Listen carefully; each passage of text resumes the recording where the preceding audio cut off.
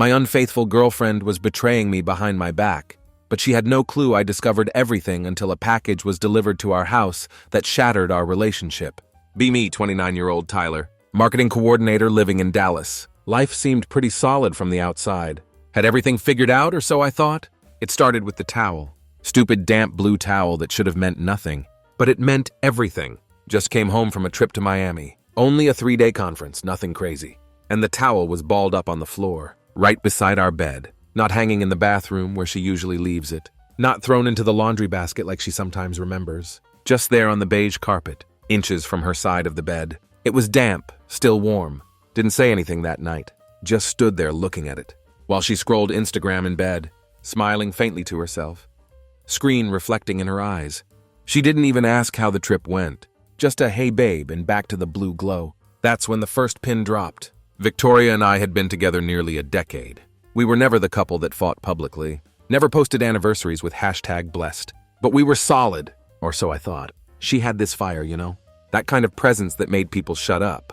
When she walked into a room, you either loved her or hated her within 5 minutes. No in between. And me? I was the guy who carried her charger in my backpack, kept her protein bars in my car, memorized her latte order so I could surprise her on Wednesdays. Didn't need to be loud, just needed to be the one she came home to. But something had shifted. Her hugs got shorter, her voice changed just a little, like she was holding in a laugh that didn't belong to me. One Friday evening, she told me she had a dinner meeting with clients. Nothing unusual, except her tone was off, too rehearsed. She even paused halfway through the sentence, like she was waiting to see if I'd question her. I didn't. Not yet. Instead, I waited in the car. 2 blocks down from the Italian restaurant she told me she'd be at. I saw her get out of a black BMW at 8:15 p.m., wearing a dress I hadn't seen in 8 months. The kind of dress she used to wear on our anniversary. She laughed as she closed the passenger door. Then she touched the driver's arm. He touched her lower back. They didn't go into the restaurant. They turned the corner and walked toward the Hilton on 7th. I didn't follow them. I already knew. The next morning, I woke up and made her coffee, just the way she liked it. Oat milk cappuccino, 1 sugar, dash of vanilla. I watched her drink it in her robe. Hair still damp from the shower. Phone on silent beside her. She smiled, said, "You're so sweet, babe." And for the first time in our relationship, I wanted to crush that mug in my hand and walk away forever. But I didn't, because she didn't know I knew. And that was going to be my advantage. That Sunday, she said she was going to her sister's house in Riverside. Brunch.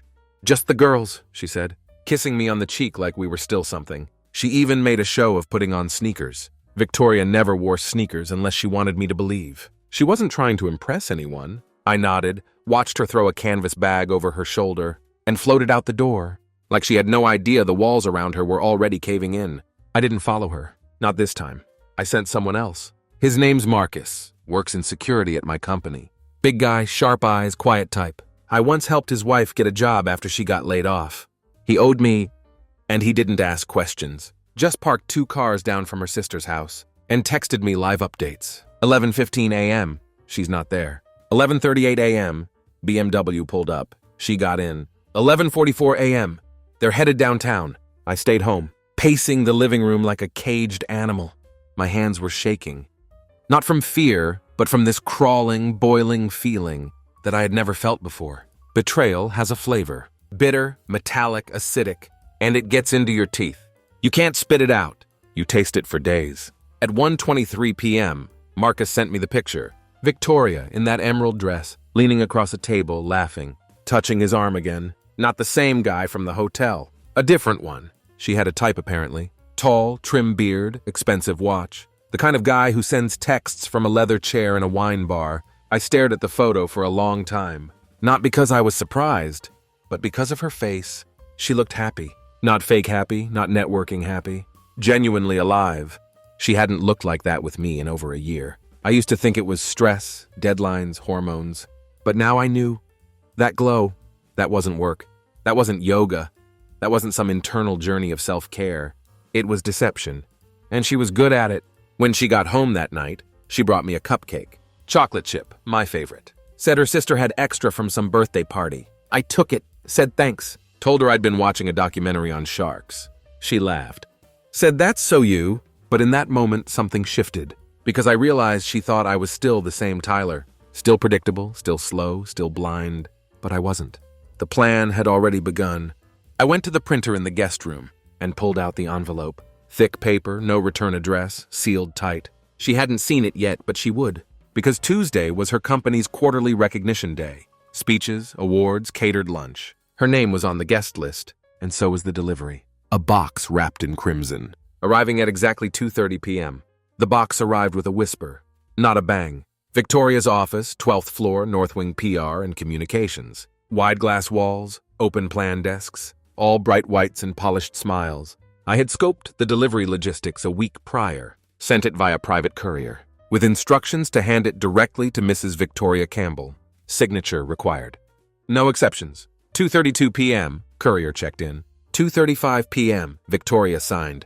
2:36 p.m., the fuse lit. I wasn't there, but I might as well have been. One of her co-workers filmed part of it.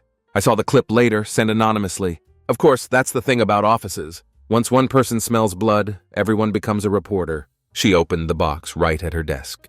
People around her were still eating Caesar salads, sipping sparkling water and scrolling through emails. The lid came off. She reached inside. First, the hotel receipts, printed high resolution, stapled together. 4 different hotels, 4 different dates, all charged to her personal card. Then the photos. Marcus had done well, better than I hoped, honestly. One showed her holding hands with BMW guy. Another, my favorite, was from the Hilton hallway, where she'd paused to fix her hair. In the reflection of a vending machine, before pressing the key card, she looked proud of herself. Like a girl about to win a game she thought only she was playing. At the bottom of the box, I placed the burner phone. One button turned on the gallery. In it were screenshots of her texts, some flirty, some explicit, all time-stamped, and a video, just audio actually, of her laughing on a call. I can't believe he still has no idea. Tyler's like a golden retriever. Loyal, dumb, and always happy to see me. It's kind of pathetic. Her voice clear as crystal, smug, cruel. The clip ends with her saying, "If he ever finds out, I'll cry, blame hormones, and distract him with cupcakes." Apparently, she forgot I don't like chocolate chip that much. The video cut off right as someone, her boss, I think, stood over her desk and asked, "Victoria, are you okay?" From the report I got later, she didn't answer. She just stared into the box, like it was a bomb that hadn't gone off yet. Then she stood quiet, shaking, eyes darting like she was trying to figure out who else knew, who had seen. Then she screamed. Not loud, not angry, just this raw, sharp sound. That froze the entire floor. By 2:50 p.m., she was gone. Grabbed her purse, heels in hand, box clutched to her chest like it was her baby. By 3:20 p.m., I had a voicemail. Her voice was different, small, like someone who just realized. The walls weren't made of stone. They were mirrors. She said, "Tyler, I don't know what that was. I can explain. Just please call me back." I didn't. I was busy changing the locks. The knock came at 9:23 p.m. 4 sharp raps. No doorbell, no text, no warning.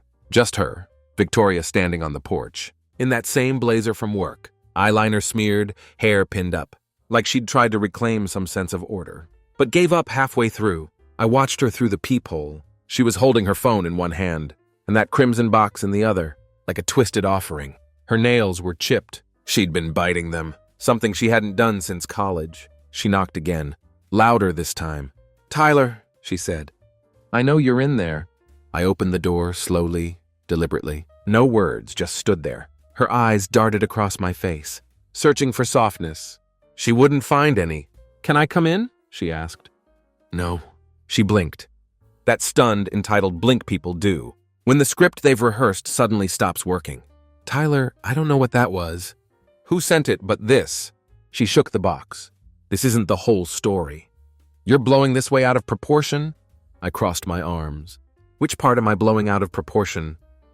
The hotel stays? The audio? The part where I'm a golden retriever?" That hit. Her mouth opened, but nothing came out. Then she did what I knew she would, turned it back on me. "You went through my phone. You spied on me."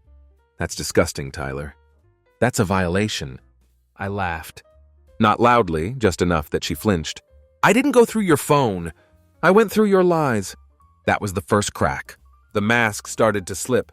Her voice got higher. "You had someone follow me? You weren't exactly hiding." "Jesus Christ, Tyler. You've been plotting, sitting on this? What kind of psycho?" "Enough," I said, quiet, firm. Don't twist this. You weren't being hunted.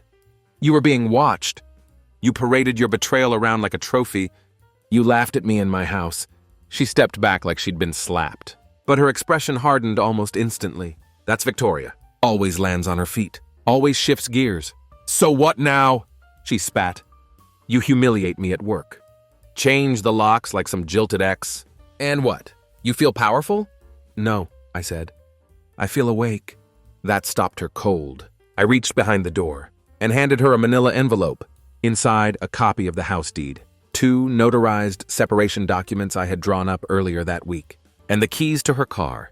I want you out, I said. Legally, emotionally, entirely. You're not serious. I've never been more serious.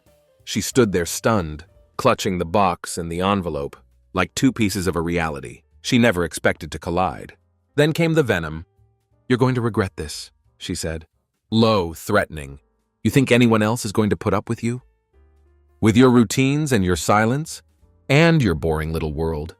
I cheated because I had to. You're a vacuum, Tyler. You suck the life out of people. I nodded. Then I just did you a favor. I closed the door in her face, and on the other side I heard nothing. No crying, no pleading, just silence. She was gone by the morning. The first smear came through my mother. Monday morning, coffee in hand. Rain tapping against the kitchen window. I was finally starting to breathe, like a man who'd been pulled out of a burning building. And then the phone rang. Tyler, Mom's voice was tentative. I just got off the phone with Victoria. I didn't say anything, just stared at the steam rising off the mug. She's very upset. She says there's been a big misunderstanding, that you've done something impulsive. There it was, the spin. Victoria, the PR queen, couldn't help herself. She didn't crumble. She rebranded.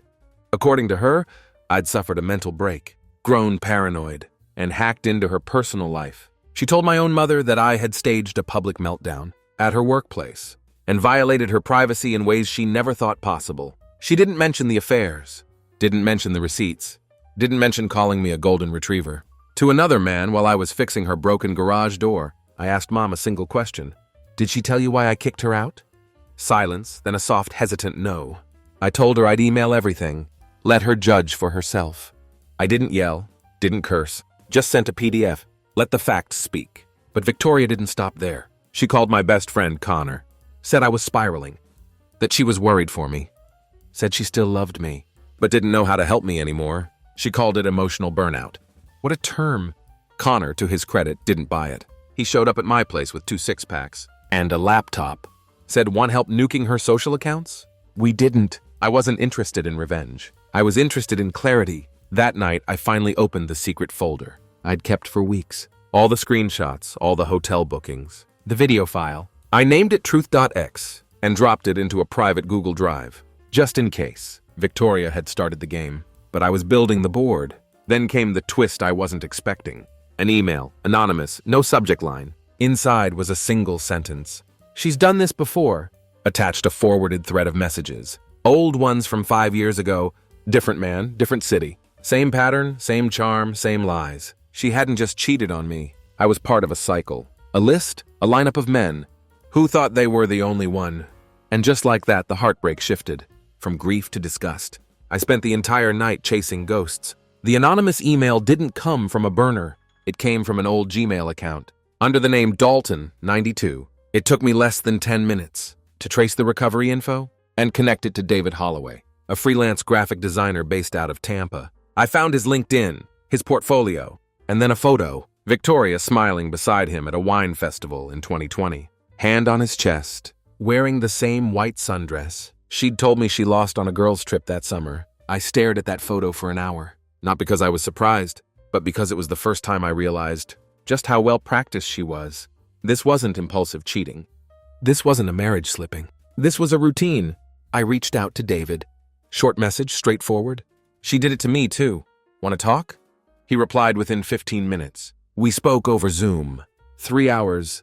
No cameras, just voices. Low, tired, familiar in that wounded kind of way. He told me he met Victoria in Boston at a PR conference.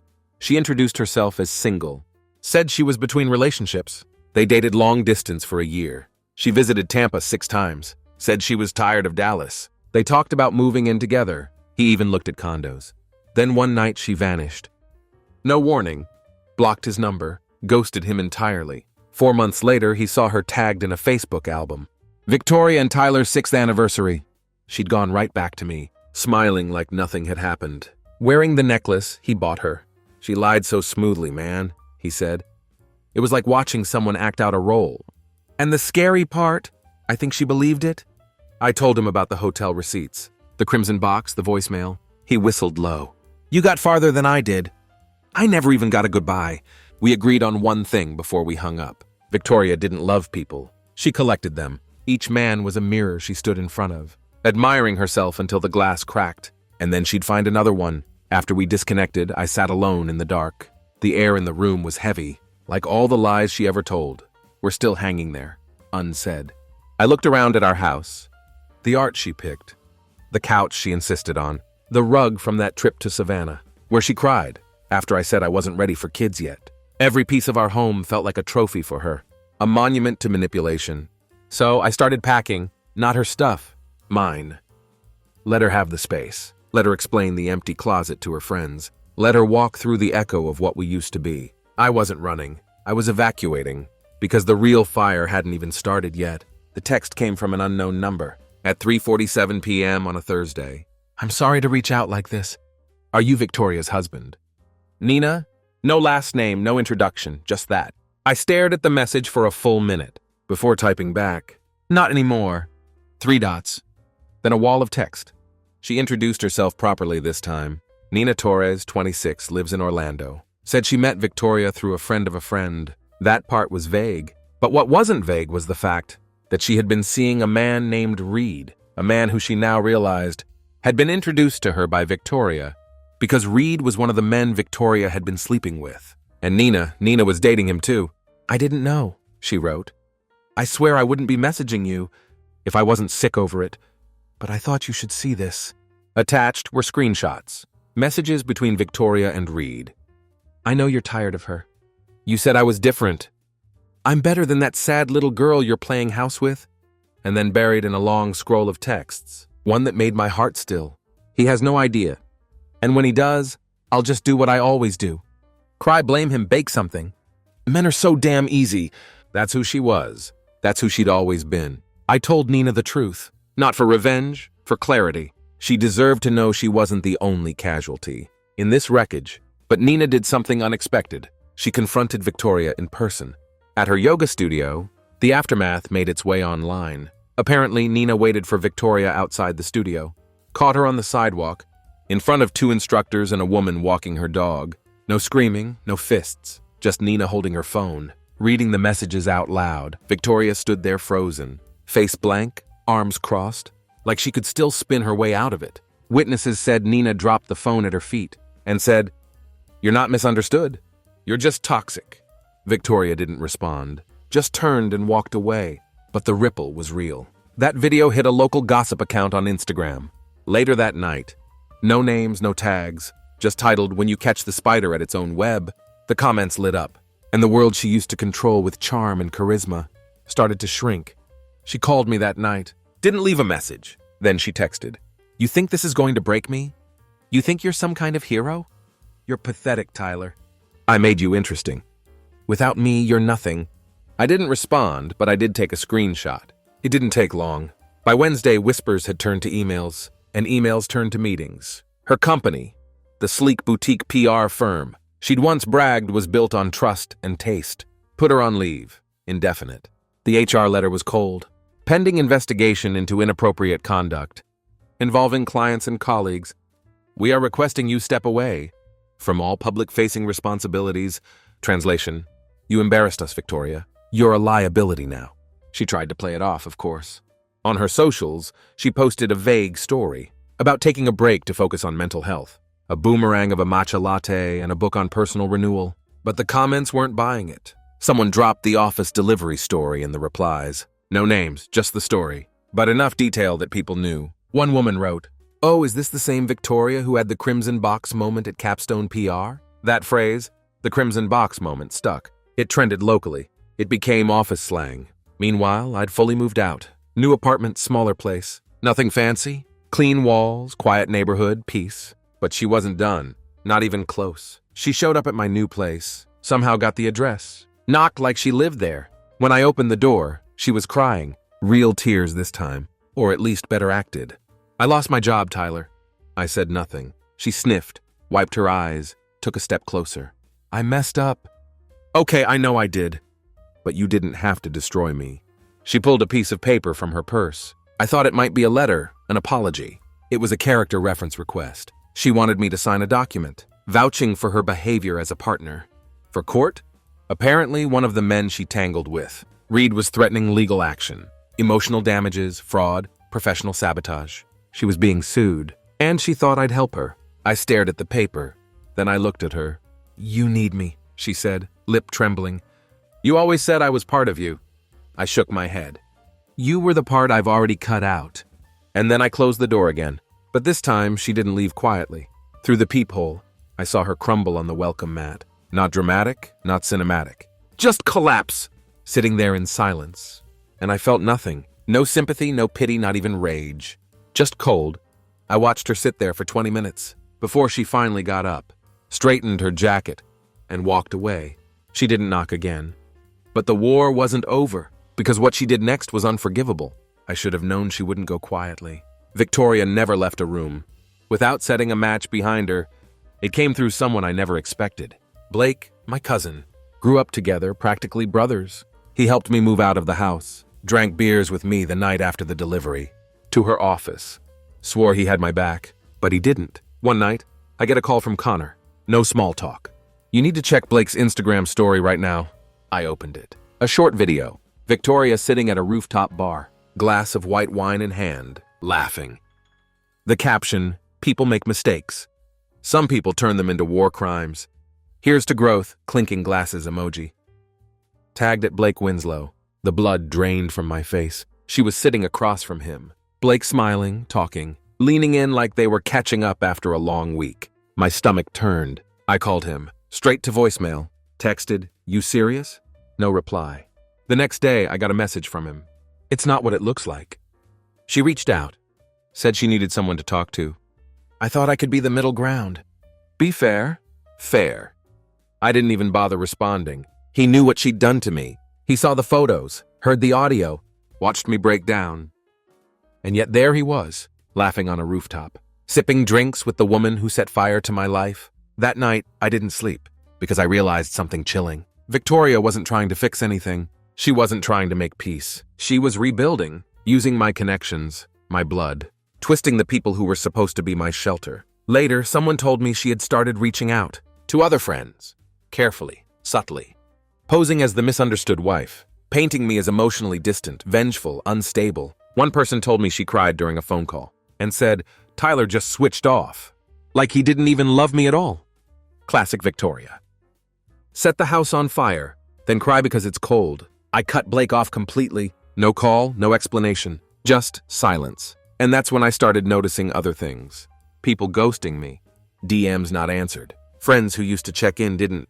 She was poisoning the well, quietly, softly, masterfully. Because if there's one thing Victoria knows how to do, it's manipulate narrative. But what she didn't realize is I'd already started building mine, and hers was about to collapse in public. Her downfall began in a comment section, not in a courtroom, not in a dramatic confrontation, not even with a loud accusation, just a thread beneath a photo she posted, a filtered picture of a beach, captioned, "Healing isn't linear." Grateful for the lessons, even the hard ones. The comments were the usual mix of enablers and vague sympathy. "So proud of you." 2 hearts emoji. "You're so strong, Victoria. People don't understand your journey." But then someone, anonymous account, no profile photo, replied, "Your journey includes lying to 4 different men and cheating on your husband. While pretending to be a victim, let's not forget the fake crying in yoga class." No likes at first, then 3, then 30. And then the floodgates opened. More anonymous accounts, screenshots, tagged users. A woman named Tasha posted a story, calling Victoria a manipulative PR snake. Apparently, Victoria had tried to pin a failed pitch campaign on her, while secretly sleeping with the client. A former intern wrote, "She told me once, truth is negotiable, perception isn't." Now I get it. Someone even reposted part of the infamous audio clip.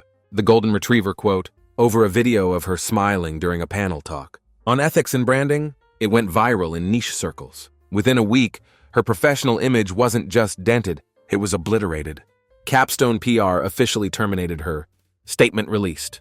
We are committed to accountability, transparency, and upholding standards that reflect the trust our clients place in us. No mention of her name, but everyone knew. She took down her website, disabled comments, turned her Instagram private. The house, our house, was listed a few days later. Price reduced, staging photos wiped of any trace of us. And then came the final unraveling. She reached out to Connor, my best friend, called him at work, left a voicemail saying she needed a male perspective, and just wanted to understand how things had gone so wrong. She always needed someone to explain the damage to her. Never owned it, just needed a script to perform it away, Connor told her. You know exactly what you did, and no one's buying your act anymore. Then he hung up. She had no one left. Not her friends, not her flings, not her career. She tried to burn my world down. And now she was standing in the ashes of her own, but I wasn't done yet, because there was one thing left. She didn't know. One last reveal. I waited for the right moment. Not out of spite, but out of strategy. Victoria had always played the short game. Lies for the moment, charm for the day, tears for the scene. But me, I'd learned she played defense. I played checkmate. The final reveal came in the form of a podcast. Months back, during the thick of it all. When the texts were unraveling, the delivery box was still smoking in her office. I'd been contacted by a producer from a mid-tier relationship advice podcast. They were doing a series on betrayal and deception. Wanted anonymous stories. I said yes. Told my tale cleanly. No rage, no drama. Just dates, actions, and evidence. They masked my voice, changed the names. But the details, those were untouched. The episode dropped last week. Title, The Crimson Box Delivery. When your spouse has no idea you're 3 moves ahead, within 72 hours it was number 2 on Spotify's trending. People connected the dots fast. The PR queen, the audio clip, the golden retriever line, it all led to Victoria. And now she couldn't spin it, because she couldn't deny it was her. She messaged me one final time. You humiliated me. You made me a meme. You couldn't just move on, could you?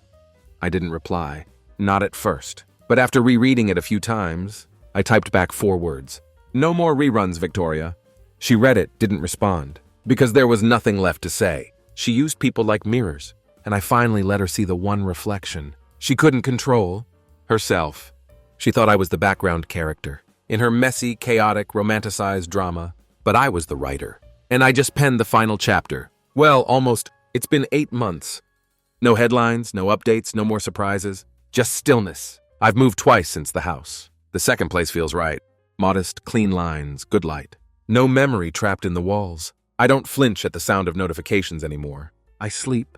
I breathe. And I don't think about her every day. Only sometimes, not in the way you'd expect. Not with bitterness, not even pain. Just observation. Like a memory of a storm you once drove through. Windshield wipers slapping against a downpour. Knuckles white on the wheel. But now the sky is dry and you're still driving. I never responded to her last message again. Never spoke to Blake. Never checked if she got sued.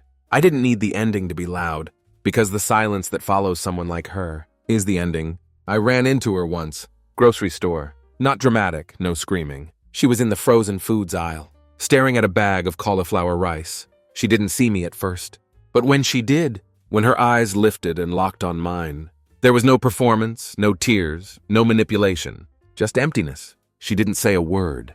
Neither did I. She looked away first. Walked off like a stranger, and that's what we are now. Sometimes people ask if I'll ever trust again, if I'll ever let someone get close. And I tell them this, I'm not afraid of love. I'm afraid of loving someone who wears it like a costume. What I learned, you can't save someone from who they are. You can only save yourself from drowning with them. So this is my last post. No more stories, no more pieces of her. She doesn't live here anymore.